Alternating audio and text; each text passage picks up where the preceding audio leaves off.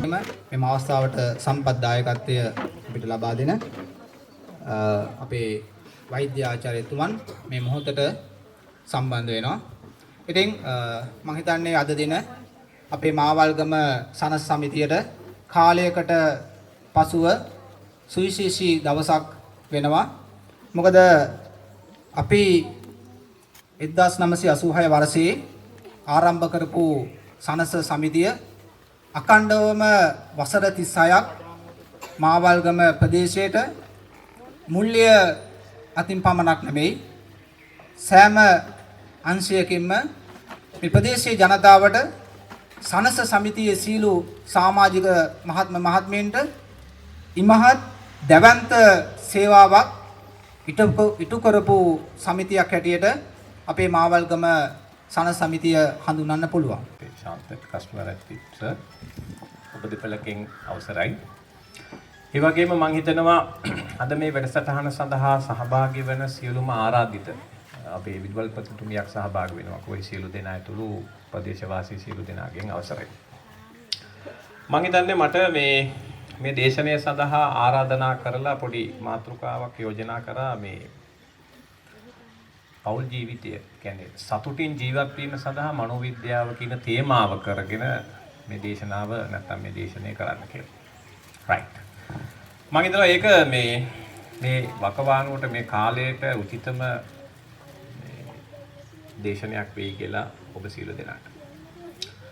දැන් මෙතන ඉන්න බොහෝ දෙනා මම දන්නවා පෞල් ජීවිතයකට නැත්නම් Tamanට දරුවෝ ඉන්න අම්මලා තාත්තලා මෙතන දූ දරුවෝ මේ සියලු දෙනා ඉන්නවා. ඒ වගේම අපි දන්න කාරණාවක් තමයි දෙමව්පියන් ගුරුවරුන් අපේ රටේ ඉන්න බොහෝ දෙනා තමන්ගේ දරුවන්ට වඩා හොඳ දේ වඩා යහපත් දේ කියලා දෙන්න පොළඹවන්න ඉහළට අරන් යන්න බොහෝ මැදිහත් වීම කරනවා. ඉතින් ඒ නිසා නමුත් අපිට දැනෙන දේ තමයි මේ මැදිහත් වීම විද්‍යාත්මක නැති නිසා මේ මැදිහත් වීම වල යම් යම් ගැටලු පවතින නිසා සමහර වෙලාවට දෙමව්පියන් ගන්න අර ශ්‍රේෂ්ඨ ව්‍යායාමයේ අසාර්ථක වෙනවා. දැන් උදාහරණයක් හැටියට දැන් මම මනෝ ප්‍රතිකාර මගේ විෂය වෙන්නේ මනෝ ප්‍රතිකාර කියන එක. මම ගිය අවුරුද්දේ නිකන් ආසන්න වශයෙන් ළමයි බැලලා තියෙනවා 423ක් විතර මගේ ප්‍රැක්ටිස් එකේ. ඒකෙන් 320ක් විතර දරුවෝ සදාකල් මානසික රෝගවලට බෙහෙත් දුන්න මට්ටමටපත් වෙලා. ඉතින් මේක මහා ඛේදවාචකයක්. එතකොට දැන් පාසලක් කියලා කියන්නේ මානසික රෝගීන් හදන තැනක්ද? දැන් මම අධ්‍යාපන අමාත්‍යාංශයේ මීටිමක ඊයේ පෙරේදාත් ඇහුව ප්‍රශ්න එකයි. ඕගොල්ලෝ මේ කරන් යන වැඩෙන් අවසානයේ මානසික රෝගීන් තමයි බී වෙන්නේ. එතකොට පාසලක් කියන්නේ මානසික රෝගීන් හදන තැනක් වෙන්න බෑ. පාසලට මානසික රෝගියෙක් ගියොත් නිරෝගී වෙලා එළිය දෙන්න එපා. හරි. නමුත් ඒ ක්‍රමවේදවල මේ මැදිහත් වීම වල විශාල වැරදි සහගත තැන් තියෙනවා. ඉතින් ඒ නිසා අන්න ඒවා නිවැරදි කරගන්න. දැන් මේ වෙනකොට අපි දන්නවා ජාතික අධ්‍යාපන ආයතනය අලුත් විෂය නිර්දේශයක් සැලසුම් කරලා තියෙනවා. මාත් එක්ක ගොඩක් වැඩවලදී සහභාගී වුණා. දැන් ඒක අපිට එලි දක්වා ගන්න විදිහක් නෑ මේ දවස්වල. දැන් ඔක්කොම හදලා තියෙන ලොකු වියදමක් යනවා ඒකේ ටෙස්ටිං වලට. ඉතින් ඒකත් දැන් ලොකු හිරවිල්ලක තියෙන්නේ. ඉතින් නමුත් ඉතින් අපිට මේ 2023 එකේ පයිලට් එක අවසන් කරලා දාන්න හිටියේ දැන් මේ වැඩේ කල් ගිහිල්ලා අපෝ. ඉතින් ඒ නිසා දැන් ඒකත් හිර වෙලා. ඉතින් ඒ නිසා එවැනි වකවානුවක දැන් අපිට තියෙන ප්‍රශ්නේ තමයි දැන් තමන්ගේ දරුවන්ව උගන්නගෙන සතුටින් ඉඳලා ප්‍රබෝධයෙන් ඉඳලා මානසික රෝග හදාගන්න නැතුව මේ වැඩේ කරගන්නේ කොහොමද කියන කාරණාව අපි විද්‍යාත්මකව තේරුම් ගන්න. ඒ සඳහා අපි දැනගත යුතු කරුණු මොනවද කියන කාරණාව මම කැමති ඉස්සෙල්ලාම කතා කරන්න. හරි. දැන් මෙතන දරුවෝ ඉන්නවා. ඒ වගේ මේ දරුවන්ට මැදිහත් වෙන දෙමව්පියන් ඉන්නවා. එතකොට මම ඉස්සෙල්ලාම කැමති මේ ඉගෙනුම් ක්‍රියාවලිය පිළිබඳව තියෙන මනෝවිද්‍යාව කතා කරන්න. දැන් ඉගැන්වීම් සහ ඉගෙනුම් ක්‍රියාවලියක් තියෙනවා. ඒ ක්‍රියාවලියේ තියෙන යම්කිසි ප්‍රවේශයක්. ඒක තියෙනවා යම්කිසි විද්‍යාත්මක කරුණු වගේ. ඒක මම හිතනවා දරුවෝයි දෙමව්පියෝයි දෙකොල්ලම දැනගත්තාම ඉස්සෙල්ලාම ඔබට ප්‍රයෝජනවත් වෙයි. මොකද අපේ අම්මලායි දරුවෝයි හැමෝම මේ ඉගෙන ගන්නවා කියන එකට හරි උනන්දුයිනේ. නිසා ඒක දැනගන්න එක වටිනවා කියලා මං හිතුවා. හරි. දැන් මෙහෙමයි. මට මේ උගුල් පුළුවන් නම් පොඩි white board එකක් පුළුවන් නම් දාලා දුන්නොත් හොඳයි තියෙනවා නම්. හරි. බලන්න පුළුවන් උත් හරි. දැන් මෙහෙමයි වැඩේ. දැන් ඔන්න මේ අපේ පුතාලා දූලා මේ හැමෝම දැනගන්න ඕන වැඩක් තියෙනවා. මොකද්ද? අපි ඔය ඉස්කෝල වලට යනකොට අපිට තියෙනවා විෂය නිර්දේශයක්. දැන් අපිට එනවා මේ විෂය කරුණු වගේක්. ඒවා සිලබස්. දැන් අපි ගත්තොත් O level කරන දරුවෝ දන්නවා විෂයන් 9ක් එනවා අපිට. A level කරන දරුවන්ට විෂයන් 3ක් එනවා. ඒතර මේ විෂය නිර්දේශවල තියෙනවා විෂය කරුණු. එතකොට අපිට තියෙන පළවෙනි වැඩේ තමයි අනිත් එක තමයි මේ විෂය කරුණු වල ස්වභාවය තමයි මේක සමහර වෙලාවට මේ විෂය කරුණු අපිට තනියෙන් කියවුවාම තේරෙනවා. සමහර විෂය කරුණු තියෙනවා මේ පොත්වල තියෙන දේවල් මට තනියෙන් කියවුවාම තේරෙනවා. තව කොටසක් තියෙනවා තනියෙන් කියවුවාම තේරෙන්නේ නැහැ. ඔන්න ඔය තනියෙන් කියවුවාම තේරෙන්නේ නැති කැලී ටිකට අපිට සිද්ධ වෙනවා උදව් ගන්න. ඒ සඳහා අපිට ක්‍රමවේද ගොඩක් තියෙනවා. එක ප්‍රධාන ක්‍රමවේදයක් තමයි පාසල. දැන් පාසල කියන එකේ අදහස පටු විදියට හිතන්න එපා. පාසල කියන්නේ පෞරුෂය ගොඩනගන ප්‍රධාන ස්ථානය. මේ ইনফরমේෂන් ලෝඩ් කරන එක විතරක් නෙමෙයි. නමුත් මම මෙතන පාසල කතා කරන්නේ අර ඔයගොල්ලෝ හිතන අර විභාග ඔරියන්ටඩ් කතාව විතරයි මම මේ ඇදලා ගත්තේ. නමුත් පාසල කියන්නේ ඊට වඩා පළල් අර්ථයකින් පවත්වන ආයතනයක් ඈ. ඒ නිසා පාසල පිළිබඳ මම කැමති නෑ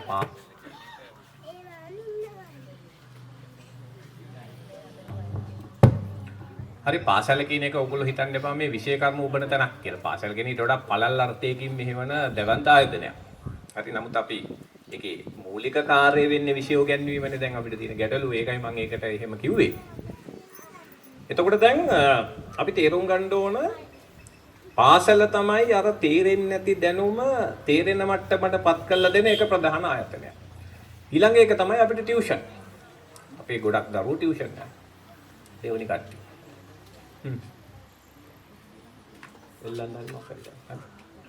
හරි. තුන්වෙනි එක තමයි දැන් අපිට YouTube එක තියෙනවා, වෙබ්සයිට්ස් තියෙනවා, ඔන්ලයින් ලර්නින් තියෙනවා, ඊළඟට අපිට ටෙක්ස්ට් බුක්ස් තියෙනවා.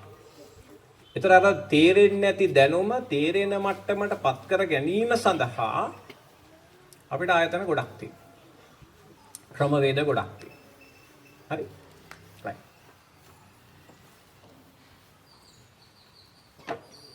දැන් දුන්නා.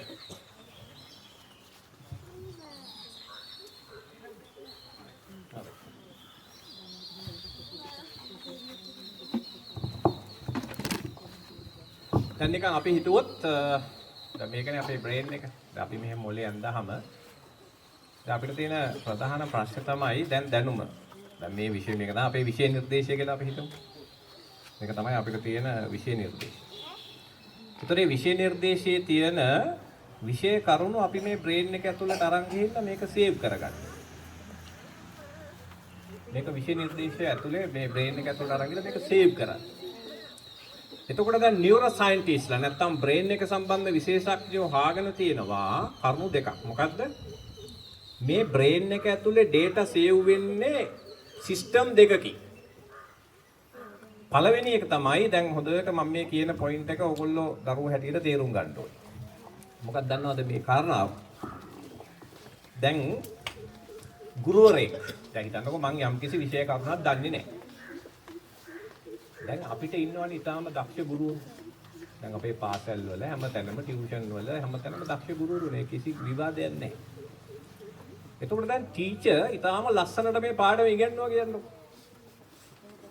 එතකොට ඒ දැනුම මොලේ තියෙනවා හිපෝකැම්පස් කියලා. මෙන්න මෙතන දැන් මෙහෙම ගත්තාම මොලේ පොඩි මෙතන තියෙන ලිම්බික් සිස්ටම් කියලා කෑල්ලක්. ඒකේ තියෙනවා හිපෝකැම්පස් කියලා මෙන්න මෙතන පොඩි කෑල්ලක්. ඒකට කියන්නේ අපි හිපෝකැම්පස්. ඔය හිපෝකැම්පස් එකේ වැඩේ තමයි අර ටීචර් උගන්වන දත්ත ටික తాවකාලිකව රඳව ගන්න. එයා తాවකාලිකව තියාගන්න. ඒතර විද්‍යාඥයෝ හාගෙන තියෙනවා සාමාන්‍යයෙන් පළවෙනි දවසේ ඉඳලා සති 2ක් 3ක් විතර මේ දත්ත ටික මේකේ තියෙන්න පුළුවන්. ඒකට හේතුව දැන් ගුරුවරයා පාඩම උගන්වනකොට ඒකේ තියෙන තොරතුරු ඇහෙන් සහ කනෙන් යනවනේ අතුරු. යනකොට මොලේ තියෙන ස්නායු සෛල යම් රටාවන්ට සකස් වෙලා මේක ඇතුලේ හදා ගන්නවා తాවකාලික පරිපත ටික. తాවකාලික පරිපත ටික. ඒතර දැන් අන්න එතන දැන් තියෙනවා. හරි? එතන දැන් ඒකට රඳිලා තියෙනවා. දැන් මොකෝ වෙන්නේ? ඔයගොල්ලෝ දන්නවා දැන් ප්‍රශ්නේ තියෙන්නේ මොකද්ද? ප්‍රශ්නේ තියෙන්නේ දැන් මේක මොලේ ඇතුලේ තියෙනවා හાર્ඩ් ඩිස්ක් එක. හાર્ඩ් ඩිස්ක් එක කියලා කියන්නේ ඒකට අපි කියනවා දිගුකාලීන මතකය. නැත්නම් පර්මනන්ට් මෙමරි. දැන් ඔබ පොතක් කියවනකොට ඒ පොත ඔබට තේරෙන්නේ ඔබේ පර්මනන්ට් මෙමරි එක ඇතුලේ ඒ දත්ත තියෙන හින්දා. හරි? දැන් උදාහරණයක් ඇරෙන්න දැන් මේ දවස්වල මට මේ එක පේෂන්ට් කෙනෙක් එනවා. වයසක 100 කෙනෙක් වයස අවුරුදු 75යි වයස. දැන් එයාට ලොකු ප්‍රශ්නයක් ආවා. මොකක්ද දන්නවද? දැන් ගෙදර අය එයාගේ දැන් හිතන්නකෝ දැන් මේ ගෙදර මෙහෙම টয়ලට් ඒගොල්ලන්ගේ වොෂ්රූම් එකට යන දොර මෙහෙම තියෙනවා කියමු. ඒතර ගෙදර අය කල්පනා කරා මේ දොර නිසා අපේ කාමර මේ අවහිර වෙනවා කියලා මේ දොර හයි කරා වෙන පැත්තට. දැන් තාත්තට කිව්වා තාත්තා දැන් මේ වොෂ්රූම් එකට යන්නේ මෙතනින් නෙමෙයි මෙහෙන් කියලා. එතකොට දැන් මොකද වෙන්න ඕනේ? දැන් මේ අලුත් මෙමරි චිප් එකක්. දැන් මේ අලුත් මෙතන පරණ දොර මේක තමයි අලුත් දොර. එතකොට දැන් මෙමරි චිප් එකක් හැදෙන්න ඕනේ මොලේ අලුත් දොර ගැන. දැන් මේ මෙමරි චිප් එක හදන්නේ කවුද? හදන්නේ හිපෝකැම්පස් එක. එයා තමයි හදන්නේ. දැන් මේ තාත්තගේ ප්‍රශ්නේම ගෙදර ඇවිල්ලා මට කියනවා ડોක්ටර් අපේ තාත්තාට බිත්තිය අස්සෙන්ම යන්න යනවා. මොන බල ප්‍රශ්නේ. ඇවිල්ලා බයිනවලු කෝයකෝ මෙතන දොර කි. හරිද? ඊට පස්සේ කට්ටිය කියනවා නෑ තාත්තා දැන් දොර තියෙන්නේ මෙතන. ඒ පාර ඕයි යනවලු. ආයි විනාඩි 10කින් ආයි යනවලු අර දොරේ. දැන් එයාට මොකද මේ ප්‍රශ්නේ? ප්‍රශ්නේ තමයි එයාගේ මේ හිපෝකැම්පස් එක ක්‍රමානුකූලව මැරෙනවා. මේක මැරෙනවා දැන්. මේක මැරෙනවා. ඒක මැරෙනකොට එනවා රෝගයක්. අහලා තියෙනවද ඔයගොල්ලෝ මේ රෝගේ නම? ඒක තමයි ඩිමෙන්ෂියා කියන්නේ. ඔය ඩිමෙන්ෂියා කියන රෝගෙදි වෙන්නේ ඔන්න ඔය වැඩි. ඒතර වෙන්නේ මොකද්ද ඩිමෙන්ෂියා වල අලුත් මතකයන් හදන්න බෑ. පරණේ වැන්දුවත හැකි. දැන් පරණ එක තියෙන දොර මෙතනනේ ඒකෙන් දුවන්න පුළුවන්. අලුත් මතක හදන්න බෑ. ඒක තමයි හිපෝකැම්පස් එකේ තියෙන වැදගත්කම. හරි? ඒ නිසා දැන් දරුවෝ ටීචර් කෙනෙක් උගන්වනකොට හිපෝකැම්පස් එකට තමයි ලෝඩ් වෙන්නේ. එතකොට දැන් ඔයගොල්ලෝ දන්නවද දන්නේ නැහැ මෙතන ඉන්න දරුවෝ රැය අපි නිදාගත්. දැන් ඔන්න දැන් ඊට පස්සේ මොකද කරන්න ඕනේ? දැන් මේ දැනුම මොලේ ඇතුළට දාන්න බෑ දැන්. දැන් මේක මොලේ ඇතුළට දාලා හાર્ඩ් එකේ සේව් කරන්න ඕනේ. ඒකට කොච්චර කල් දීලා තියෙනවද? අපි හිතමු මැක්සිමම් දවස් 14ක් කියලා හිතමු. දවස් 14ක් තියෙන්නේ නැහැ ඔක. සාමාන්‍යයෙන් දවස් 4ක් 5ක් ඇතුළත දාගන්න කියලා කියන්නේ. සමහර නියුරෝ සයන්ටිස්ට්ලා කියනවා දවස් 14කුත් තියෙන්න පුළුවන් කියලා.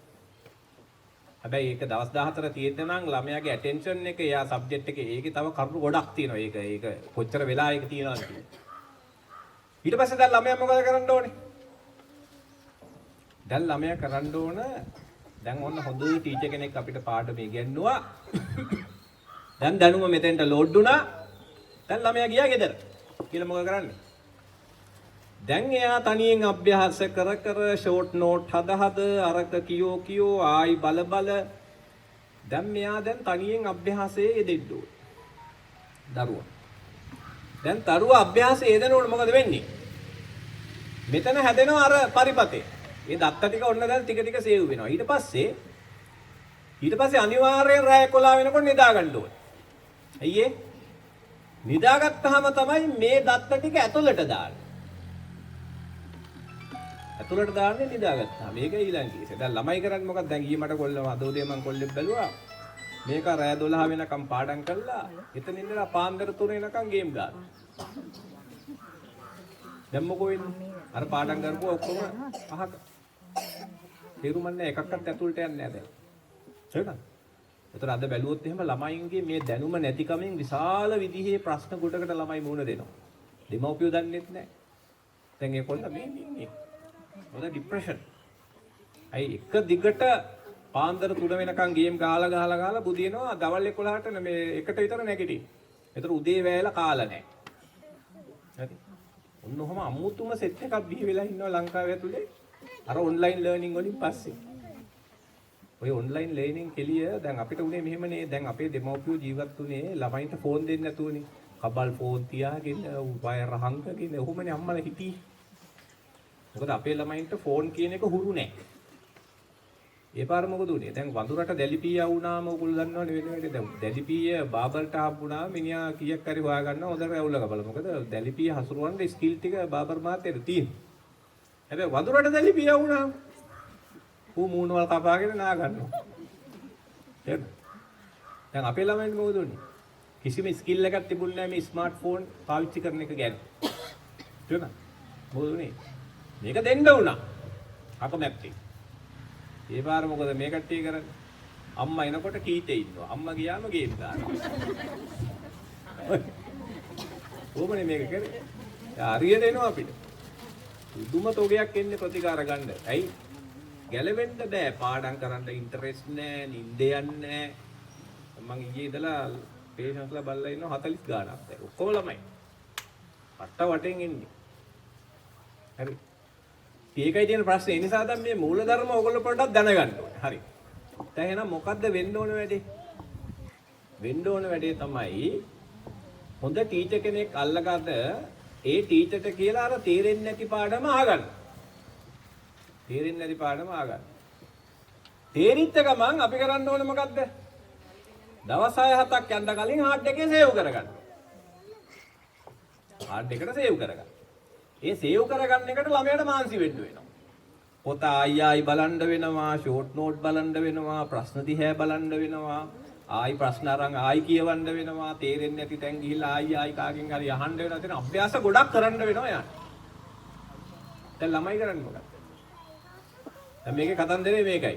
දැන් සාමාන්‍යයෙන් ලෝකෙම ඉස්කෝලේ දැන් ඕස්ට්‍රේලියාවේ ඉස්කෝලේ 3 වෙනකොටම අහනවා. හැබැයි ඒ කට්ටිය 11 12 වෙනකොට ඉගෙනුම් ක්‍රියාවලිය නතර කරනවා. උගන්වන්නේ නැහැ. එතනින් පස්සේ ওই ස්පෝර්ට් අනම්මන වෙන වැඩ තියෙනවා. ඒකට අපේ ළමයි කරන්නේ ඔන්න ගිහිල්ලා ඔන්න පන්ති කාමරෙට ගියා ටීචර් ඉන්නවා. ඔන්න ටීචර් මොලේ ගෙනාවා රයිට් ඔය කට්ටිය දාන්න. හරිනේ? ඒක දැන් ටීචර් ලෝඩ් කරනවා ඕගා. එතන ඔයගොල්ලෝ දන්නේ නැති ටීචර්ස්ලා මාරු වෙනවා. ඊළඟ එක්කෙනා ලෝඩ් කරනවා. ඊළඟ එක්කෙනා ලෝඩ් කරනවා. ඒතර සාමාන්‍යයෙන් පීරියඩ් 8ක් ලෝඩ් කරනවා. දැන් හොඳට මැදි ආයි. ආයි හිපෝකැම්පස් එකේ ආයි දාන්න බෑ. දැන් මේක CCTV කැමරාව වගේ එකක් නේ. දැන් ආයි ඔබන්න බෑ මේක. දැන් ළමයා දුවගෙන ගෙදර ගිහිල්ලා දැන් අරක සේව් කරන්න. අපේ ළමයා අතාරින්නේ නැහැ. ඌ ගිහිල්ලා දැන් ඉස්කෝලේ ලෝඩ් කරලා ඉවරයිනේ. ඌ ගිහිල්ලා පන්ති එකට ගෙදර එතන මොලේ අල්ලගෙන සර් දැන් ඉස්කෝලේ දාලා ඉවරයි. දැන් ඔයා දාන්න. ඒ පාර දැන් එතන දාන්න. දැන් 2:00 ඉඳලා 6 වෙනකන් ආයි දාන්න. දැන් ආයි දාන්න. ඊට පස්සේ දැන් ඔන්ලයින් කෙලියක් තියෙනවා. දැන් ගෙදර ගිහිල්ලා ආයි කම්පියුටර් එක ගාව ඔළුව අල්ලගෙන. දැන් ආයි දාපන්. මොන කල්පනා කරපන්. දැන් එතකොට ළමයේ උදේ හැරිච්ච වෙලේ ඉඳලා පුදුමාකාර ඩේටා ටොගයක් ලෝඩ් කරනවා මෙතෙන්. දැන් ප්‍රශ්නේ තියෙන්නේ මෙතෙන්ට කොච්චර ලෝඩ් කරත් ළමයා ක්‍රියාත්මක වෙන්නේ නැති තාක්කල් මේක හાર્ඩ් එකේ සේව් වෙන්නේ නැහැ. දැන් ඇත්තටම මොලේ ඒ ක්වොලිටි එක තිබුණා නම් දැන් හිතන්නකෝ අහන් ඉන්නකොට මොලේ සේව් වුණා නම් බන සේව් වෙනවනේ හොදටම. නැද්ද? දැන් ඔයගොල්ලෝ හිතන්න අහන් ඉන්නකොට සේව් වුණා නම් වැඩියෙන්ම සේව් වෙන්නේ බනනේ. එහෙනම් මිනිස්සු බාර දැක්කහම කලන්තේ හැදිලා බය වෙලා දුවන්න එපා. ඔය සුරාමේරේ මච්චපමා කිව්ව වාර ගන්න සේව් වුණා නම් එහෙම. මොලේ කිසිම ආකාර ප්‍රොපර්ටි එකක් නැහැ ඔටෝ ඩේටා සේව් කර. දැන් ඔයගොල්ලෝ මගේ දේශනේ අහන් ඉන්නේ. දැන් ඔයගොල්ලෝ මොලේ මේව අල්ලන් ඉන්නවා. දැන් මගේ කණෙන් ඉන්ෆර්මේෂන් යනවා විෂුවල් ඕන් නම් තියෙනවා. ගියා. දැන් කොහෙද ඔක තියෙන්නේ? හිපෝකැම්පස් එකේ. දැන් මේක ආයි charge කරේ නැත්තම් මොකද වෙන්නේ? ඕක ඩිලීට් වෙනවා. මාසෙකින් හම්බුණාවේ මොකද්ද බාර ડોක්ටර් හිපෝ මොකක්ද එකක් කිව්වද? ඒක ඉවරයි. ඒ හිල්ටන් හෝටලෙන් ගාලා টয়ලට් ගියා වගේ අන්තිම මොකුත් නැහැ. තේරුණා? ඒක තමයි බ්‍රේන් කියන එකේ නේචර්. ඒක කරන්න තියන්නේ ඒක බ්‍රේන් කියන එකේ හැටි. ඒක බ්‍රේන් එක ඩිසයින් කරලා තියෙන්නේ ඔටෝ ඩේටා සේව් නොවෙන්නේ. ඇයි ඔටෝ data save වුණොත් එහෙම අපිට පිස්සු හැදෙන්න. ඇයි මේක අහන එක save වෙන්න ගත්තොත් එහෙම මල තොප්පියක් වෙනවා. තේරෙනවද? හරි. එහෙනම් මෙතන ප්‍රශ්නේ මොකද්ද? ළමයාට time තියෙන්න ඕන data save වෙන්න. ළමයාට time තියෙන්න ඕන data save වෙන්න. එහෙනම් මොකද කරන්න ඕන? ළමයාගේ අධ්‍යාපන කාලය ඇතුළත වැඩිම කාලයක් වෙන් කරලා තියෙනකොට ළමයාට තනියෙන් වැඩ කරන්න. දැන් මට එන ළමයින්ගෙන් මම කාලයක් දැන් මම ළමයින්ට කියලා තියෙන්නේ මට ඔයා පුතා ඔයාගේ ওই තියෙන ටියුෂන් අරවම ඔක්කොම දාලා පාඩම් කරන්න ඔයාට තනියෙන් ටයිම් එකක් හදන් වරෙන් කියලා දවසට. සමහර උන්ට පැයක් හොයාගන්න බෑනේ. පැයක් හොයාගන්න බෑ තනියෙන් ඌට ඉඳගෙන වැඩ කරන්න. මොකෙක් හරි ඒ පැය හොරකම් කළා. දැන් මට එනවා මේ දවස්වල ළමයෙක් A level විෂයන් 3යි තියෙන්නේ පන්ති 12කට යන. අපෝ විෂයන් 3යි තියෙන්නේ. පන්ති 12යි. හරිද? කොණ්ඩ උඩ ඉඳලා පහළට එක සර් කෙනෙක් උගන්වනවා. ඒ සර්ම තව දවසක පහළ ඉඳලා උඩට උගන්වනවා. තව දවසකින් පැත්තටත් උගන්වනවා. හරහටත් උගන්වනවා. ඊට පස්සේ රිවිෂන් පන්ති කියලා යනවා. ඊළඟට පේපර් ක්ලාස් කියලා යනවා. මේක කොයි වෙලේ බැලුවත් ඉන්නේ මොලේ අල්ලගෙන සර් ගාව. දැන් ප්‍රශ්නේ තියෙන්නේ data save වුණා නම් ඔටෝ ප්‍රශ්නේ හරි. එහෙනම් අර සර් කියනකොට hard එකේ save වෙනවා. හරි. දැන් hard එකේ දත්ත save වුනේ නැත්තම් මක් වෙයිද? දැන් ඊටතක ළමයා ඉස්කෝලේ යනවා. hard එකේ දත්ත save වෙන්නේ. මක් වෙයිද? දැන් මෙහෙමනේ වෙන්න ඕනේ. දැන් මම කිව්වා යම් කිසි පාඩමක් තියෙනවා ඒ පාඩම අපි තනියෙන් කියවුවාම තේරෙනවා කියන්නේ මොකද්ද? තනියෙන් පාඩම කියවුවාම තේරෙන්නේ ඒකට අදාළ දත්ත මගේ hard එකේ save වෙලා තියෙන හින්දා. එතකොට පාඩමක් තනියෙන් මම save කරගන්න නම් හරිද? දැන් පාඩමක් තනියෙන් මම save කරගන්න නම් මොකද කරන්න ඕනද? දැන් මං ඉන්නම් මෙතෙන් ඒතර අවුව වෙට එකක් නැති නේ.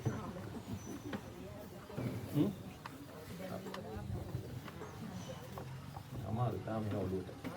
මට අවුව ඈ? තවත් අවුව. හොඳ බලන්න.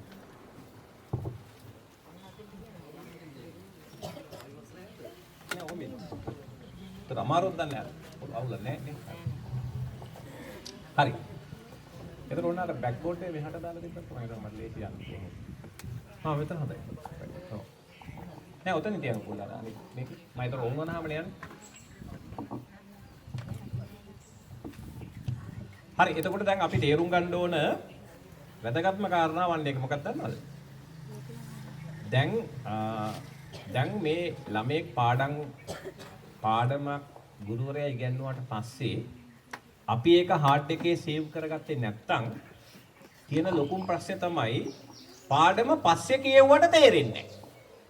ඔන්න ඕක තමයි මෙතන එන ලොකුම ගැටලුව. දැන් ඔන්න අද මං A level ළමයි බැලුවා දැන් ඔන්න දැන් අපිට ඔක්තෝබර් හරි නොවැම්බර් දෙසැම්බර් වල A level එනවනේ. දැන් ඔන්න අද ළමයි බැලුවා. දැන් මට ඇවිල්ලා කිව්වේ ડોක්ටර් මට වින්දියක් නැහැ බඩ දනවා ඔළුවක කියනවා. ඕ කියන්නේ යනවා ලිස්ට් එකේ.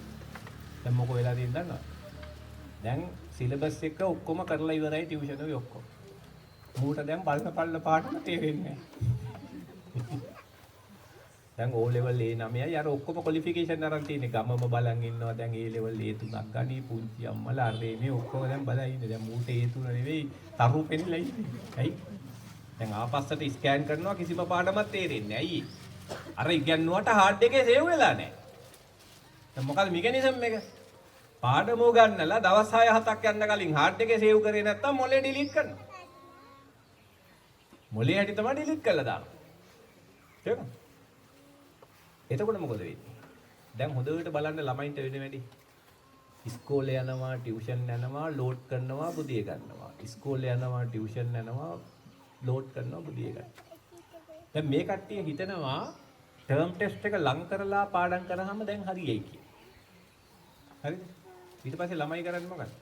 දැන් ඔහොම යනවා රටාව යනවා සෙන්සුරාර්ද දාලා ලෝඩ් කරනවා. දැන් සෙන්සුරාර්ද ඉස්කෝලේ නිවාඩු දුන්නේ ඇයි? දැන් අර ළමයාට අයිනකට වෙලා අර සේව් කරන්නේ. ඌ එදාටත් යනවනේ දත් එකතු කරන්නේ. දැන් ඕනම ළමයෙක් බලන්නකො 24 පැයම මූ කරන්නේ දත් එකතු කරනවා බෑග් එක පෙල්ලෙල්ලගෙන. හොඳට කල්පනා කරලා බලන්න. ඒ ක්‍රමයට කවුරුත් මොකුත් කරන්නේ නැහැ. මොකද ඒකෙන් තමයි මුළු මාෆියා එකම දුවන්නේ. හම්බ කරනවා අරවා මේවා කොහොම තියන්නේ ඒක ඇතුලේ. ඒ නිසා කවුරුත් මේකේ සත්‍ය කියනවට බය මේ කැමති නැහැ. දැන් මම ඔක සෑහෙන try කරලා තියෙනවා කියන්නේ ඒවට ඒක අහන්නේ කට්ටි. අර ක්‍රමයට තමයි ඕනේ. මොකද හැම වෙලේම කොයි වෙලේ බැලුවත් ඌට උගන්වනවා. ඒතර අපේ ශිෂ්‍යයා ඇවිල්ලා ශ්‍රාවකයෝ. ලර්නර්ස්ලා නෙමෙයි. හොඳට අහන් ඉන්නවා. අපරාධ කියන්න බෑ ඕන දෙයක් අහන් ඉන්නවා. ප්‍රශ්නේ තියෙන්නේ මොලේ ස්වභාවය තමයි අහන් හිටියට data save වෙන්නේ ඊටාම පොඩ්ඩයි. ඔතනයි ගැටලුව. ඒ නිසා එතකොට සක්‍රීය ඉගෙනුමක් කියන්නේ මේ ඇක්ටිව් ලර්නින් වල තියෙන ප්‍රධානම වැඩේ තමයි ශිෂ්‍යයා දැන් ගුරුවරයා පාඩම ඉගැන්වුව සැනින් ශිෂ්‍යයා ක්‍රියාත්මක වෙලා මේක හાર્ඩ් එකේ සේව් කරගත්තොත් පර්මනන්ට්. වැඩේ පර්මනන්ට්. ඊට පස්සේ අපිට ඕන වෙලාවක පාඩම කියුවාම තේරෙනවා. ඒතර ගැටලුවක් නැහැ. ඊළඟට මොකද කරන්න තියෙන්නේ? දැන් ඔන්න අපි හાર્ඩ් එකේ සේව් කරගත්තා. දැන් ප්‍රශ්න ඉවරයි. දැන් අපිට තියෙන්නේ මොකක්ද? දැන් විභාගේ ලඟ වෙනකොට ශිෂ්‍යයාට තියෙන ඊළඟ කැලේ මොකක්ද? ශිෂ්‍යයාට තියෙනවා දැන් එයාට අර සේව් කරගත්ත දැනුම දැන් ක්ෂණිකව භාවිතා කරන්න. ක්ෂණිකව මතකයට ගන්න පුළුවන් විදිහට ටියුන් කරන්න. ඒකට අපි කියනවා ඉංග්‍රීසියෙන් රිට්‍රීවල් කියලා. රිට්‍රීවල් කියන්නේ ආවර්ජනය. නැවත සිහි කැඳවීම. ඔන්න තව වචනයක්. ඒ කියන්නේ ශිෂ්‍යයා කරන්න ඕන දැන් අර හાર્ඩ් එකේ සේව් වෙලා තියෙන දැනුම ක්ෂණිකව මතකයට ගන්න. ඒක තමයි ඊළඟ ස්කිල් එක විභාගේ ලියන වෙලාවේ. මොකද අපිට පොත් අරන් යන්න දෙන්නේ නැහැ. ලෝකේ තියෙන සමහර විභාග තියෙනවා ටෙක්ස්ට් බුක්ස් ගෙනියන්න පුළුවන්. ඒවට තාම අපේ සිස්ටම් වල ටෙක්ස්ට් බුක්ස් ගෙනියන විභාග නැහැ. එළිම මොලේ සේව් කරපුවා මතකෙන් ඇදලා ගන්න ඕන. ඊළඟට විභාගේ ලඟ වෙනකොට ළමයා කරන්න ඕන මොකද්ද? දැන් ට්‍රේන් කරන්න ඕන අර ස්කිල් එක. ඒ ස්කිල් එක ට්‍රේන් කරන්න. මොකද්ද? දත්ත මතකයට නගාගෙන. ඒත් විභාගේ පාස් වෙන්න බෑ අයියේ. දැන් විභාගයක් කියන්නේ මතකයේ ටෙස්ට් කරන එකක් විතරක් නෙවෙයි. දැන් ඔන්න හොඳම උදාහරණය තමයි මේ සැරේ O level අමාරුයි කියලා දැන් ළමයෙක් ඇවිල්ලා අඬලා වැළපිලා යන්නම බෑ කියලා මං ගාව නටනවා මේ ඊයේ පෙරේදා. ගණන් අමාරු වෙලා. පස්සේ පෙති ලොරියක් දීලා ඌ යව්වා කියලා කිව්වා. තාපොඩේ යන්නේ නැහැ. අයියේ දැන් ළමයින්ව දැන් අපේ රටේ වෙලා තියෙන්නේ ළමයින්ව මේ concept එකක් උගන්වන්න නැතුව train කරනවා යාන්ත්‍රිකව. මේ මාවුත් මේම ලියන්න. මේ මාවුත් මේම. මේ මාවුත් මේම. මේ මාවුත් මේම කී train කරනවා. ඌට මේම આવොත් ඌ ඉවරයි. ඒක තමයි ලොකුම අවුල. දැන් අපේ දුව මේ සැරේ ඔලෙවල් කරන්නේ. මම හිතුවා දැන් මුළු අඬන හෝල් පිටින් අඬනවා ගණන් අමාරු. මම මොකෝ උනේ. අවුලක් නැහැ. මොකද එයාට මම ගුරුවරයෙක් අල්ලලා දුන්න concept එක උගන්වන්න. දැන් හැම වෙලේම ලර්නින් වල තියෙන ඕනේ concept එක. සංකල්පය ඉගෙනගෙන ඊට පස්සේ අපි කරන්න ඕනේ ඇප්ලිකේෂන් එක ප්‍රැක්ටිස් කරන්න. ඒක තමයි ලර්නින් කියන්නේ. දැන් අපේ රටේ තියෙන මේ යාන්ත්‍රික ක්‍රමය තමයි සමහර ටීචර්ස්ලා මට හම්බෙලා තියෙනවා concept එක ඒ කට්ටිය දැන් දෙන්න. ඒගොල්ලෝ කරන්නේ මෙහෙම ආවොත් මෙහෙම, මෙහෙම ආවොත් එහෙම, මෙහෙම ආවොත් මෙහෙම. ඒතකොට බැරි වෙලා කොල්ලේ ප්‍රශ්න කරලා ටීචර් මෙහෙම ආවොත් එහෙම එන්නේ නැහැ යකෝ මෙහෙම. ඊළඟ ප්‍රශ්න. මේවත් තියෙනවා. එතකොට ළමයින්ව අපි සංකල්පමීය වශයෙන් පුරුදු කරන්නේ මේ අපේ තියෙන අධ්‍යාපන ක්‍රමේ. එතකොටනේ දැන් ওই විද්‍යාව ඔය ඔක්කොම අමාරු වෙන්නේ ඒකයි. ඔය හැමදාම මේ පාර කැරලි ගහන්න ගන්නවා ටියුෂන් කාර්යොත් එක්ක එකතු වෙලා පේපර් අමාරු ගන්නවා නෙවෙයි. අරගොල්ලෝ කරන්නේ දෙන රටාව ඇද ගන්නවා. දැන් concept එක ඉගෙන ගත්ත මිනිස්සයාට හැකියාවක් තියෙනවා. මොකද්ද? ඕන වෙලාවක concept එකෙන් apply කරලා ගන්න. එහෙනම් හතරවෙනි පියවර තමයි ළමයි පුරුදු වෙන්න මොකද්ද? application එක. එතකොට ඒකට හොඳම විදිය තමයි ළමයා අභ්‍යාස පටන් ගන්න ඕනේ. අභ්‍යාස කරනකොට ඔන්න ගුරුවරයෙක්ගේ සහාය ගන්න ඕනේ. ප්‍රශ්න කරන්න ඕනේ, ටයිම් කර කර ලියන්න ඕනේ, ටයිම් කර කර ලියන්න ඕනේ. විභාගෙට ලියනවා වගේ ලියලා ගුරුවරයෙක් එක්ක එකතු වෙලා මාක් ස්කීම් එක බල මේක ටැලි කර කර බලන්න ඕනේ මේක හරියට එනවද මගේ ඇතුලේ. ඒක ප්‍රැක්ටිස් කරන්න ඕනේ. ඔන්න ඔය කාරණා හතර ඉටු වුණාට පස්සේ මොකද වෙන්නේ? ඔය කාරණා හතර අපිට සාර්ථකව ඉටු කරගන්න පුළුවන් නම් මොකද වෙන්නේ? අනිවාර්යෙන් ගැටලුවක් නෑ විභාග පාස් වෙන්න පුළුවන්. විභාග පාස් වෙන්න. විභාග කියන ඒවා දැන් අපි කරේත් ওই විභාගය දැන් මම දන්නවා අපේ සාන්ත සර් දැන් මම සර් දන්නවා මම බොට්නි වල ඔය පන්ති ගිහිල්ලා නැහැ. ඔය ජෙනටික්ස් ගේ තමයි මම කෙමිස්ට්‍රි ගියේ. අපි කරේත් ඔය සිලබස් එක ඊට වැඩි කාර්යයක් තිබුණා. මම කරන්නේ මොකක්ද? මම ওই තනියෙන් අයිනකට වෙලා පුළුවන් තරම් try කරලා බල. බැරි වෙනකොට සාන්ත සර් හම්බෙලා ආගන්න පොඩ්ඩක්. මට මතකයි මම බොට්නි ඉස්සෙල්ලා දවසේ නේද සර්?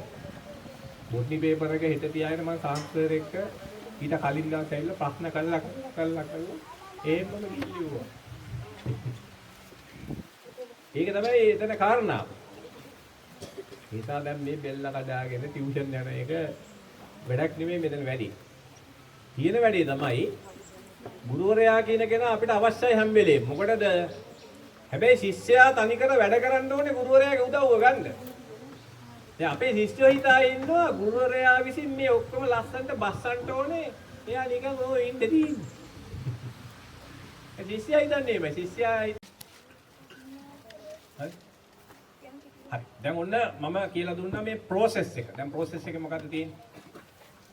අපිට හම්බෙනවා සිලබස් එකක්. ඒ සිලබස් එක තියෙනවා කාරණා දෙකක. මොකද්ද? තනියෙන් කියවුවාම තේරෙන කොටසක් තියෙනවා, තනියෙන් කියවුවාම තේරෙන්නේ නැති කොටසක්. ඒතර අනිවාර්යෙන් අපිට ගුරුවරු හම්බෙන්න වෙනවා මේ තනියෙන් කියවුවාම තේරෙන්නේ නැති ටික හොයාගන්න. ඒතර අපිට ඉන්න ඕන තරම් ක්‍රමවේද. අපිට ඉන්නවා ගුරුවරු අපේ කාලේ වගේ නෙමෙයි. දැන් ලර්නින් කියවුවාම මේ Google එකේ නම ගහන්න විතරයි තියෙන්නේ බඩු වෙනවා. අපිට එහෙම තිබුණේ නැහැ නේ. හරි අමාරුනේ මේ කරුණක් හොයාගන්න. ඈ සෑහෙන කටු කට් වෙනවා. නුකේ වල බඩ ගහන්න වෙනවා ඉතින් හරියට. දැන් අද ඇවිල්ලා මොනවද මේ තාක්ෂණයත් එක්ක නැති YouTube එකේ අරපු ගමන් ක්ලිප්ස් තියෙන ඕන තරම් සබ්ජෙක්ට් වලට. නිසා අද මේක අවේලබල්. නිසා ළමයෙකුට මේ concept එක අවබෝධ කරගන්න අවශ්‍ය materials ඕන තරම් තියෙනවා. එහෙනම් ළමයා මොකද කරන්න ඕන? දැන් අර අපි ඉන්න හොඳ දක්ෂ ගුරුවරු කීප දෙනෙක් අල්ලගෙන ළමයා කරන්න ඕන අර සබ්ජෙක්ට් එක තේරෙන මට්ටමටපත් කරගන්න. මොලේ පොඩි ආබාධයක් තියෙනවා තේරෙන මට්ටමටපත් වෙලා දවස් 6-7ක් යන්න කලින් ඒක සේව් කරගත්තේ නැත්තම් ඩිලීට් කරනවා. ඔක තමයි මොලේ ප්‍රශ්න. තේරෙනවද? දැන් මේ පාර ළමයා කරන්න ඕනේ මොකද්ද? අර ගුරුවරයා කරපු දැනුම ගෙදර දුවගෙන ගිහිල්ලා අයිනකට වෙලා ආයි කියවලා ෂෝට් නෝට් දාලා ප්‍රශ්න දිහා බලලා ඒකේ තියෙන අභ්‍යාස ගොඩක්. ඒ අභ්‍යාස ටික කරලා ඉවරනකොට අරක ගිහින් හાર્ඩ් එකේ සේව් වෙනවා. හાર્ඩ් එකේ සේව් වුණාට පස්සේ කිසි ගැටලුවක් නැහැ. අපිට විභාගේ ලඟ වෙනකොට ටියුන් කරලා ගන්නයි තියෙන්නේ. ඊට පස්සේ ප්‍රශ්නයක් නැහැ. දැන් ළමයින්ට වෙලා තියෙන්නේ හાર્ඩ් එකේ සේව් වෙලා නැහැ. විභාගේ ලඟ වෙලා ගන්න යනකොට බඩු නැහැ. ඒ පාර මූට තරු පෙල්ලා බඩයන් දැවිලා ඔළුව කක්කුම ඇවිල්ලා තරු පේන්නේ ඒකට. ඊට පස්සේ අපිට එනවා ડોක්ටර් ටොයිලට් යනවා වැඩි අපේ දුව හොගලා උදේ ඉඳලා ඔන්න එනවා. ඔය මේ දවස්වල ලොරි පිටින් එන්නේ. නේගේස් එකයි. ඊළඟ කාරණාව මොකද්ද දැන්? දැන් අධ්‍යාපනයේ ඊළඟ කාරණාව මේකයි. දැන්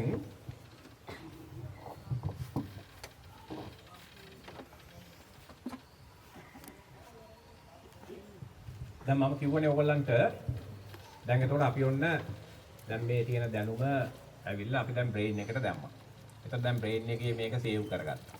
ඊට පස්සේ මේක අවුට්පුට් එකක් හැටියට අපි එළියට දෙනවා. ඒතර එක්සෑම් ඇවිල්ලා මේක අපි මෙෂර් කරලා බලනවා. ඒතර ළමයාගේ ඇප්ලිකේෂන් ලෙවල් එක මෙෂර් කරපුවාම අපිට එනවා ඒකේ ක්වොලිටි එක. කරලා අපි ඒකට ලකුණු දෙනවා. හරිද? දැන් මොලේ මේ පියවරයන් මොලේ ඇතුලේ සිද්ධ වෙන්න තව තියෙනවා නිර්ණායක වගේ. මොකද්ද? ඒකට අපි කියනවා මානසික ආතතිය පිළිබඳ මූලධර්මය. මානසික ආතතිය. මානසික ආතතිය පිළිබඳ මූලධර්ම. දැන් මේ human brain නැත්නම් මේ මිනිස් මොළය කියන එක හරියට අපිට උපමා කරන්න පුළුවන් වාහනයක එන්ජිම වගේ. දැන් ඔබ බොහෝ දෙනා වාහන වල ආවනේ. දැන් ඔබ බලන්න ඔබ වාහනයට නැගලා වාහනේ ස්ටාර්ට් කරපුව ගමන් එන්ජිම හීට් වෙනවා. එන්ජිම මෙහෙම රත් වෙනවා. රත් වෙලා එක තැනකට අවිලා ලොක් වෙනවා. අපි කොච්චර ඇක්සිලරේටර් එක පෑගුවත් හීට් එක ගානට ලොක් වෙලා තමයි යන්නේ. හරි? එහෙනම් මේ පැත්තට අපි දානවා මොලේ කාර්යක්ෂමතාවය. මේ පැත්තට මානසික ආතතිය. අපි හිතමු ස්ට්‍රෙස් කියලා. ස්ට්‍රෙස්. මේකට අපි ඇත්තටම කියන්නේ human දැන් මේක නියුරෝ සයන්ස් වල කියන්නේ human ඉතින් මම කියන්නේ human functional curve කියලා. මේක නම වැඩක් නැහැ. human functional curve. Human functional curve නම අයින් කරන්නකො. මේක Google එකේ ඔයගොල්ලෝ ගහලා බලන්න මේ curve එක එනවා ටක් ගාලා. human functional curve කියලා ගහපු ගමන් මේ curve එක එනවා. මේකෙන් කියන්නේ මොකද්ද? යම්කිසි කර්තව්‍යයක යම්කිසි ටාස්ක් එකක යම්කිසි ඉලක්කයක බ්‍රේන් එක යොදවනකොට බ්‍රේන් එකේ පීඩනය වෙනස් වෙන විදිහ අනුව තමයි බ්‍රේන් එකේ performance එක තීරණය වෙන්නේ. දැන් අපි හිතමු මෙතන ඇවිල්ලා මේ හරිය performance මේ හරිය ආතතිය බිඳුවයි performance එක ටිකක් තියෙනවා. අපි හිතමු මේ point එක x මෙන්න ආතතිය මෙතන y. මෙතන අපේ කවදාවත් ආතතිය බිඳුව වෙන්නෙත් නැහැ. performance එක බිඳුව වෙන්නෙත් නැහැ. බිඳුව වෙන අවස්ථාවේ අපි මැරලා. ඔය දෙකම බිඳුව වුණොත් අපි ඉතින් යටියන්තර ගිහිල්ලා නේද? හරි. ඒ නිසා මෙන්න මෙතන තමයි මේකේ අපි කියව අවම තැන. මෙතන තමයි අපේ deep sleep. මෙතන අපි නිදි. නිින්ද. දැන් අපි උදේට හැරිච්ච ගමන් දැන් ඔයගොල්ලෝ හොඳට බලන්න දැන් ළමයෙක් වුණත් බලන්න. උදේට මෙහෙම ටක් ගාලා හැරුණ ගමන් මොකද වෙන්නේ? පොඩි මඤ්ඤං ගතියක් තියෙනව නේද? නැගිටිනාද බුදිය නාදේ පායලා දෙලිය වදුලා අදෝ ඉන්නවනේ. දැන් නැගිටින හරිය අමාරු උදේ ළමයි දැකලා තියෙනවා. චෙක් කළා ගිහලා අම්මා කියනවා. පුතා නැගිටින්න කියලා. අම්මා පොඩ්ඩයි ළමයි විනාඩියක් දෙන්න පොඩ්ඩ වෙනවා. හයි. දැකලා තියෙනවද? හයි කියනවා. පුතා නැගිටින්න වෑන් එක එනවා. පොඩ්ඩයි ළම පොඩ්ඩ ඉල්ලු පොඩ්ඩ ඉල්ලු. හරියන්නේ නැහැ ඊට පස්සේ නැගිටපියව කෝකේ දැකලා. ඇයි? ඔයගොල්ලෝ යම් කිසි විදියක පොඩි බලයක් යොදනවා.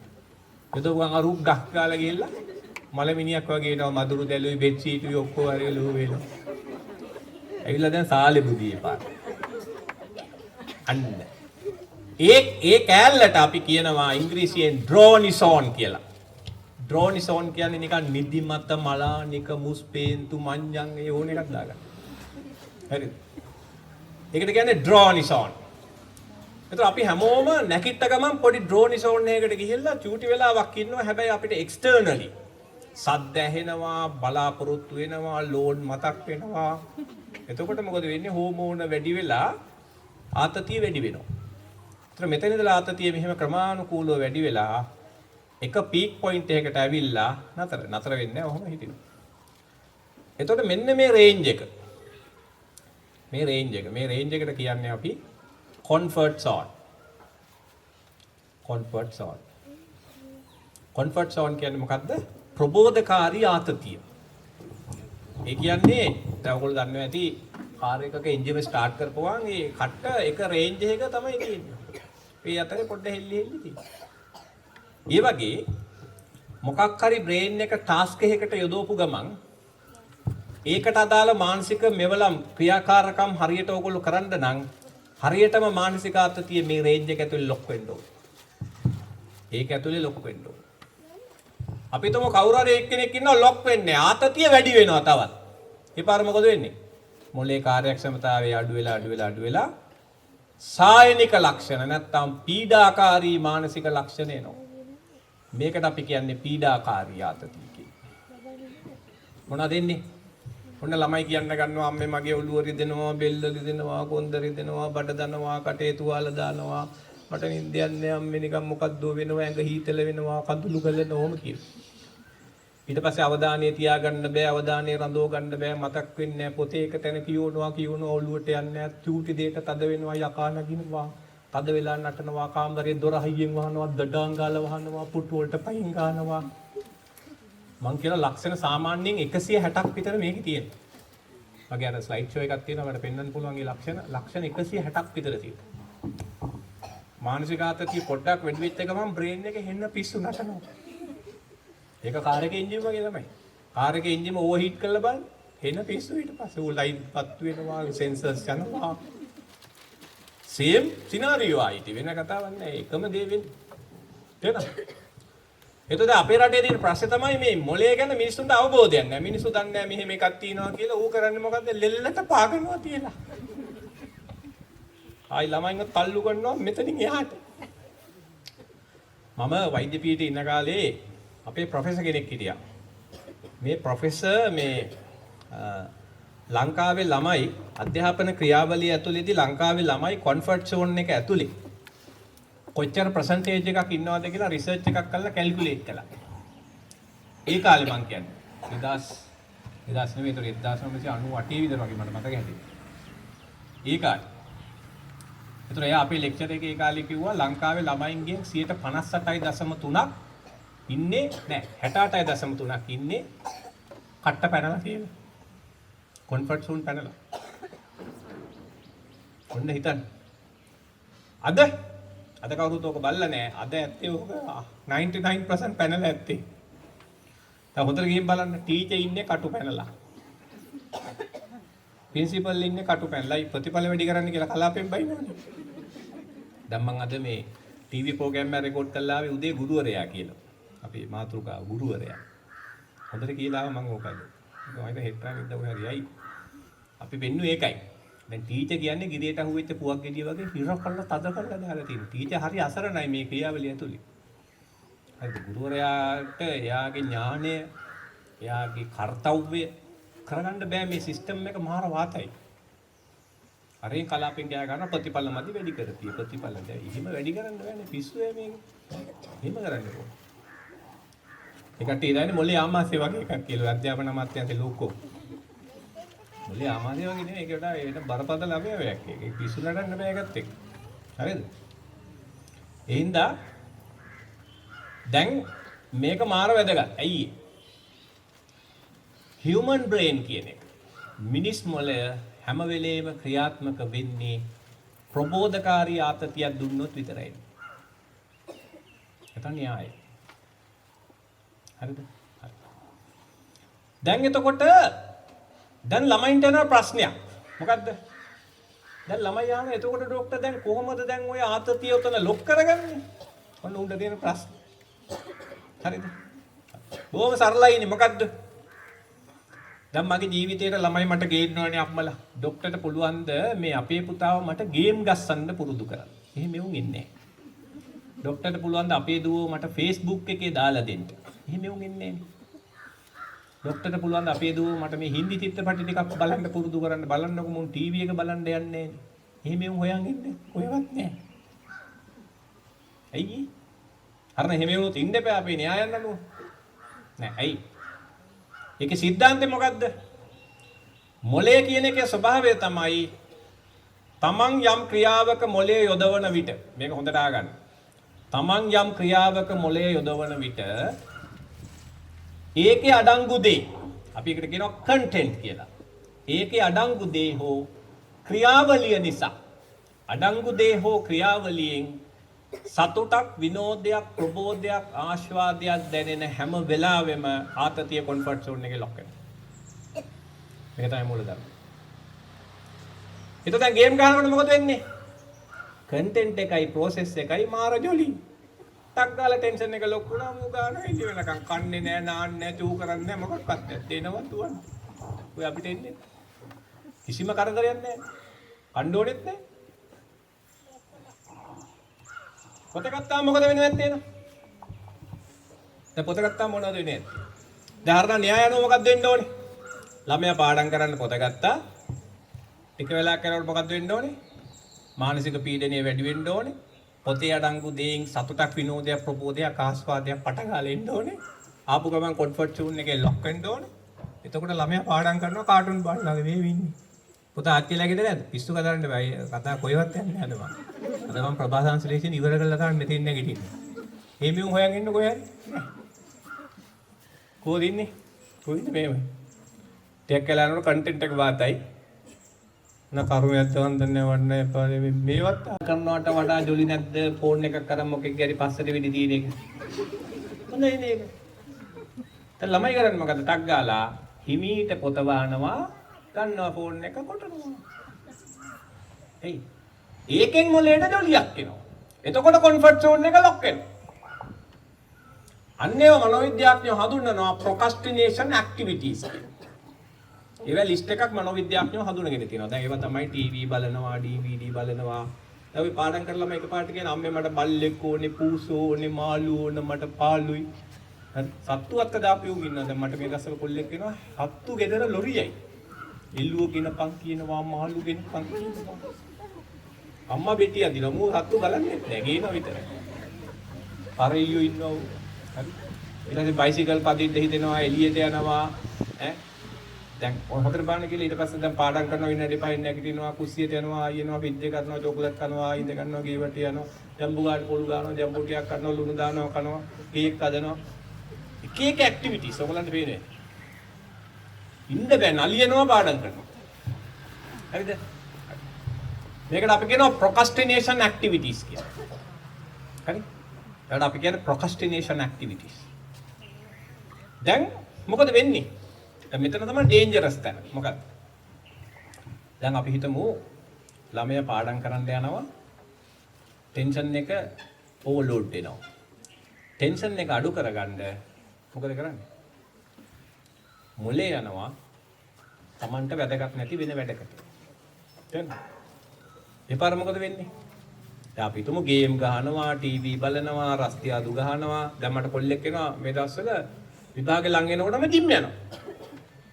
ඕ ගිහලා රැංග හදනවා මේව කරනවා කණ්ණාඩියෙන් ඕම් බලනවා යි කැලි බලනවා ඉන්නේ සයිට් එක බයිසිකල් හැන්ඩල් ගිල්ල වගේ දෙයක් ඕම් කරගෙන අර මසල් පුම්බලා පච්ච ගාලා ඩියුලැක්ස් බල්ලාගේ කොණ්ඩ දාලා ඔය ඉන්න සෙට් එක හරි හරි ඊට පස්සේ ඔන්න දැන් ඔය විදිහට දැන් මේක යනවා නැගලා හරිද දැන් උතර ප්‍රශ්නයක් එනවා දැන් මොකද්ද වෙන්නේ ප්‍රශ්නේ දැන් ටික දවසක් යනකොට දෙමව්පියන්ට පේන්න ගන්නවා පාඩම් කරන චර්යාව ක්‍රමානුකූලව යට ගිහිල්ලා මොකද්ද? ගේම් ගහන චර්යාව, ටීවී බලන චර්යාව, රස්තියාදු ගහන චර්යාව, බයිසිකල් පදින චර්යාව, නිදින චර්යාව උඩට එනවා ටික ටික. දැන් දෙමව්පියන්ට ගුරුවරුන්ට නිරීක්ෂණය වෙනවා මේ ළමයා පාඩම් කරන්නේ ඩොක්ටර් දවසම නිදි. මේ ළමයා පාඩම් කරන්නේ ඩොක්ටර් දවසම කෑම කනවා. මට කොල්ලෙක් වෙනවා මුළු ෆ්‍රිජ් එකම කනවා හවස් වෙනකොට. ඒකල්ල පීසා හට් එකෙන් ආයෙ ඕන කරන ඌරවගේ සයිස්. දැන් අපි කන්න බැරි වෙන්නේ බෙහෙත් දුන්න බැරිම තැන. ඒ තරම් කනවා. මොකද? ටෙන්ෂන් එක වැඩි වෙනකොට කනවා. ටෙන්ෂන් එක වැඩි වෙනකොට කනවා. ඒක තමයි බිහේවියර්. ඉතින් මේ වගේ ළමයි ඉන්නවා ගේම් ගහන්න බැහැ වෙලා පුරුදු හදාගෙන රස්තියාදු ගහනවා WhatsApp වලින් මැසේජ් දානවා chat කරනවා ප්‍රේම සම්බන්ධතා හදා ගන්නවා කොල්ලොත් එක කනේ වයර් ගහගෙන කියනවා ඒක ගර්ල් කෙනෙක් ඉනවා රෑ 12 ඉඳලා එළි වෙනකන් කොල්ලෙක් අල්ලන් කියනවා රසපස ගාලා ඉස්කෝලේ බුදි හැමදාම ඉස්කෝලේ නිදි පස්සේ තයිරොක්සින් බැලුවා මොලේ MRI කරා මොකකටවත් අහු වෙන්නේ නැහැ අපි දන්නේ නැහැ දවසක් තාත්තට ඇහිලා මොකද්ද කුතු ගාට ගන්නවා බලනකොට මෙන්න මෙට්ටේ ඇස්සේ ෆෝන් තුනයි පස්සේ තාත්තට යකා නැගලා ගහලා දොරවල් ගලවලා මුළු ගෙදරම මේ ගර්ල් වැවට පයින්න කියලා තමයි මට ආවේ.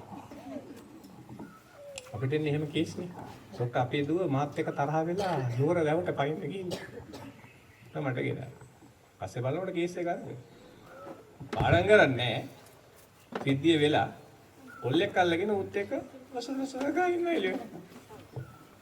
හරි. ඔන්න කතාව. ඉතින් ඔයගේ කතාව මම හෙට 100ක් කියන්න ඕගොල්ලන්ට. මේක තමයි පොදු ඒරිය එක. දැන් ඔන්න අම්මලාට පේනවා ගුරුතුන්ට පේනවා නේ මොකද පේන්නේ දුව පුතා පාඩම් කරන්නේ නැහැ ගේම් ගන්නවා දුව පුතා පාඩම් කරන්නේ නැහැ රස්තියාදු ගන්නවා දුවයි පුතයි කවුරු ඉන්නවා මොකොත් ඉස්කෝලේ වැඩ කරන්නේ නැහැ ඌ කකා බිබී ඉන්නවා බයිසිකල් පැද ඉන්නවා හරි දැන් ප්‍රශ්නේ මොකද්ද දැන් දෙමව්පියන්ට මේක තේරුම් ගන්න විද්‍යාත්මක න්‍යායක් නැහැනේ ඒගොල්ලන්ට තියෙන වෙනම භාෂාවක් මොකද්ද ඔය අපිට ඇවිල්ලා කියන්නේ ડોක්ටර් මුන්ට සැප වෙටි මුන්ට අපි කොරා වෙටි. මේක ලස්සන කතාවක් තියෙනවා ඒගොල්ලෝ ගාව. ඔය අපිට ඇවිල්ලා කියනවා. ડોක්ටර් මතකද ડોක්ටර් අපේ කාලේ මොනවද අපිට තිබුණේ? මුන්ට නැත්තේ මොනවද? මුන්ට ඔක්කොම කළා දීලා තියෙන්නේ ડોක්ටර්. මුන්ට තියෙන්නේ පාඩම් කරන්න විතරයි. අන්න දෙමව්පියන්ගේ විග්‍රහය. දැන් මොකද වෙන්නේ? දරුවා පාඩම් කරන්න නැති වෙනකොට දරුවා ක්‍රමානුකූලව අර අපගමනීය චර්යා නැත්නම් ඒවට කියන procrastination behaviors කියලා ඒවා ආරම්භ වෙනකොටම දෙමව්පියෝ ඉන්ටර්වෙන්ෂන් එක දෙමව්පියෝ මැදිහත් වීම පටන් ගන්නවා. මේ මැදිහත් වීම සිද්ධ වෙන්නේ කොහොමද? තරහක් එක්ක. දෙමව්පියන් තරහ යනවා. ගුරුවරුන්ට තරහ යනවා. උන්ට යකෝ මෙච්චර කළා අපි මැරෙනවා. අර තාත්තාගේ මැරෙනවා. උන්ට සැප ඉගෙන ගත්තේ නැත්නම් අනාගතයක් තියෙනවා. බලපන් අර පුංචි අම්මගේ පුතා. හොද්ද තැනකින් ඉගෙන ගත්ත නිසා තොපිට සැප වැඩි. ඔවා දීලා අදිනවා ගෙවල් වල දිද්දි ගන්න. මිසයිල වදිනවා ළමයි නේද? පොල්ල හිනානේ ඒක හම්බෙනවා ඒවා. ඉඳායනවා කට්ටිය. දැන් මොකද වෙන්නේ එතකොට? දැන් දෙමව්පියෝ ගුරුවරු පටන් ගන්නවා මේ චර්යාව වෙනස් කරන්න. චර්යාව වෙනස් කිරීමේ මූලධර්ම තියෙනවා. දැන් human behaviors වෙනස් කරනකොට මූලධර්ම තියෙනවා. ඒව මම දැන් කතා කරන්න යන්නේ. හරිද? දැන් මානව චර්යාවන් වෙනස් කරනකොට ඒ මූලධර්ම තියෙනවා. ඒවා උල්ලංඝනය කරොත් මානව චර්යාව වෙනස් වෙන්නේ නැහැ. ඒකකට මම දැන් කතා කරන්න යනවා. හරි. දැන් අපි බලමු පොදුවේ මොකද වෙන්නේ. දැන් ළමයාගේ ඔන්න තියෙනවා ගේම් ගහන චර්යාව අරමයා තියෙනවා. දැන් දෙමව්පියෝ මොකද ගන්න? හරි වේදනයි. දෙමව්පියන්ට මාර වේදනාවක් මේක. ඇයි? අපි බලාපොරොත්තු තියාගෙන මහන්සි වෙලා සල්ලි හොයලා ටියුෂන් දාලා මේ වැඩේ කරා යනවා. මෙන්න මේක පන්තිවල පැත්තලා ගේම් ගහලා ඉන්නවා. ඒපාර දෙමව්පියන්ට මාර ආන්තික ආවේශ වෙනවා. වැඩියෙන්ම අවකට මැදිහත් වෙන්නේ අම්මා. ඒක අම්මා. එතෙන්දී මම කියන්නම් ඉස්සෙල්ලාම දැන් මගේ ඇත්තටම පස්චාත් උපාධියක් කරා මම උපදේශනය කරන ඒකේ මගේ තීසිස් එක උනේ parenting interventions. ළමයින්ගේ චර්යාවන් වෙනස් කිරීම සඳහා දෙමව්පියන්ගේ මැදිහත් වීම තමයි මම අධ්‍යයනය කරේ. එතනදී මම හොයාගත්තා දෙමව්පියෝ කරන මූලික වැරදි. මොනවාද? ඉස්සෙල්ලාම දෙමව්පියෝ කරන්නේ මූලිකව පොඩි මේ ඥානයක් දෙන්න බලන කොහොමද දෙන්නේ? ඔන්න කියවනවා. මොකක්ද උදාහරණයක් දෙන්න අම්මා තාත්තා කොච්චර මාසෙ ඉගෙන ගත්තේ නැත්නම් ළමයෙකුට අනාගතයක් නැහැ. උඹලා දන්නේ අපි කොච්චර මාසෙ පොඩ්ඩක් කල්පනා බලන්න තාත්තා බැරෙන්න උඹලෙන් අපි හරියට දුක් විඳ මෙතෙන් දෙන්න උඹලට එහෙම කිසිම අඩපාඩුවක් අපි ගල්ලා නැහැ. උඹලට තියෙන පාඩම් කරන්න විතරයි උඹලට වෙන වැඩ අපි මොකක්වත් කියන්නේ නැහැ කියලා. එන්න දේශන මාලාවක් තියලා බලන්න. දැන් දේශනේ 24 පැයම වැඩ. ඉන්නනේ කියන්නේ මොකද්ද? මොකද කියන්නේ? ඇදි ගන්න නැති හොද්දයි ගහන්න නැති ළමයා වෙඩන්නේ අපේ ගුරුවරු අපිට ගාපු ඉඳ අපි ඔදටි. නිකන් හොදන්නේ ඉතින්. අන්න ඒකට තමයි අපි කියන්නේ ස්ව අභිප්‍රේරණය කියන්නේ. දැන් අනිත් පැත්ත කරනවා මොකද්ද? පිඟාන හොදනකොට ටොකු වහිනවා, පිඟාන හොදනකොට ගහනවා, පිඟාන හොදනකොට කන පිළිකනවා, පිඟාන හොදනකොට කෑ ගහනවා. දැන් මොකෝ වෙන්නේ? පිඟාන දැක්කම තද වෙනවා. ඔය මට දැන් එකෙක් එනවා ඌ නෝනත් එක්ක රණ්ඩු වෙච්ච එක මුළු පිඟාන ඔක්කොම පොලේ ගහනවා. මිනිහාගේ ළමා කාලේ අධ්‍යයනය කරලා බැලුවාම තියෙනවා ඊටාම පීඩාකාරී අත්දැකීම්. මේ අම්මා පුදුම සැර අම්මා කෙනෙක්. කෑක් ගහනවා, බයිනවා, කම්මිරිකනවා, පයින් ගහනවා. තාම පීඩා සහිතව හැදිලා තියෙනවා. දැන් බලන්න අර අහිංසක නෝනා කාපන් දැන් පරිප්පුර්ණ. ඒකයි වෙඩේ. ඒ නිසා පීඩාකාරී අත්දැකීම් මොලේට එකතු කරගත්ත ගමන් ඒ මොලේ ලොකු වෙච්ච ගමන් එන වාතයක්. ස්ව අභිප්‍රේරණයක් නැහැ, අරක්කු බොනවා, ගංජා බොනවා කියන දේ අහන්නේ. හරි තමන්ගේ හැසිරීම පාලනය කරගන්න බෑ. උදාහරණයක් මට දැන් මේ දවස්වල ලෝය කෙනෙක් එනවා. ජනාධිපති නීතිඥ. නෝනාගේ දත් දෙකක් කඩලා ගහලා. දැන් මම මිනිස්සයා මට නෝනා කිව්වා ડોක්ටර් අපේ මහත්තයා කාන්තා අයිතිවාසිකම් ගැන දේශන පවත්වනවා. ඒකල තමයි දත් කඩලා තියෙන්නේ. හරිද? හරි. දැන් එහෙම වෙනවනේ මිනිස්සුන්ට. මම ඕන්තරම් කතා කියන්නම් ඔය වගේ. ඒක දැන් මම මේ මහත්තයාගෙන් අහුවා දැන් ඔයාට හොඳ දැනුමක් තියෙනවා නීතිය ගැන. කාන්තා අයිතිවාසිකම් ගැන ඔයා දේශකේ. නමුත් ඔයාට දැන් මේ දත් කඩන වෙලාවේදී මොකද උනේ? ඌ ලස්සන කතාවක් කියනවා. මොකද ડોක්ටර් කියන්නේ මට මාර වැඩක් උනේ එදා. මොකද උනේ? ડોක්ටර් කියන්නේ අපේ නෝන කට ගහගෙන ආවා. හැම එකටම කට ගන්නවා ડોක්ටර්. මට ඒ වෙලාවේ තද වුණා. තද වෙච්ච පාර ડોක්ටර් මට ගැහුණා. සංකල්පයක් බ්‍රේන් ඩෙවලොප්මන්ට් වල ඒකට අපි කියන ඉංග්‍රීසි වචනේ තමයි මෙටා කොග්නිෂන්. හොඳට අහගන්න මේ වචනේ මෙටා කොග්නිෂන්. ඒකට කියන්නේ මෙටා කොග්නිෂන්. මොකද්ද මේ මෙටා කොග්නිෂන් කියන්නේ? සිංහලෙන් ගොන්නම් කියන්න පුළුවන් අධිප්‍රජානනය කියලා. මොකද්ද මේකෙන් බලාපොරොත්තු